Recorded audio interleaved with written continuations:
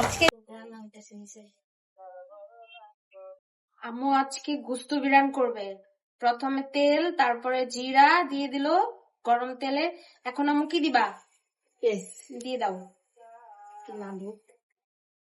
গরম তেলে পেঁয়াজ দিয়ে দিল। এখন পেঁয়াজটা হচ্ছে লাল লাল করে ভেজে নিল। আম্মু এখানে কি কি দিলা? জিরা, জিরা, জিরার আগে তেজপাতা, গোলমরিচ আর হচ্ছে আদা দিছো। এখন রসুন, একটু পেঁয়াজ বাটা, পেঁয়াজ বাটা, রসুন বাটা, আদা বাটা।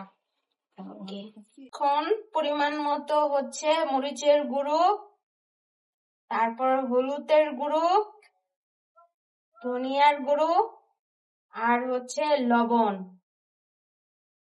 পেঁয়াজ লাল করে ভাজা হয়ে গেছে। এখন আমরা হচ্ছে মাংস হচ্ছে ঢেলে দিলাম। নাড়া ভালো করে মিক্স করে নিব। কি সুন্দর করে হচ্ছে আম্মু মিক্স করে নিল গোস্তটাকে। এখন আম্মু ঢেকে দিবা।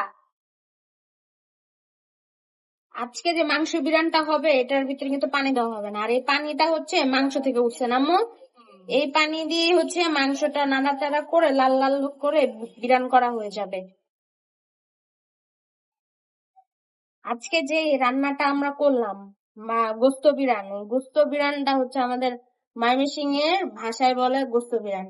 কার কার এলাকায় কিভাবে কি বলে সেটা হচ্ছে অবশ্যই কমেন্টে জানাবেন। আর এটা খেতে অনেক মজা। এটা কেমন হয়ে গেছে?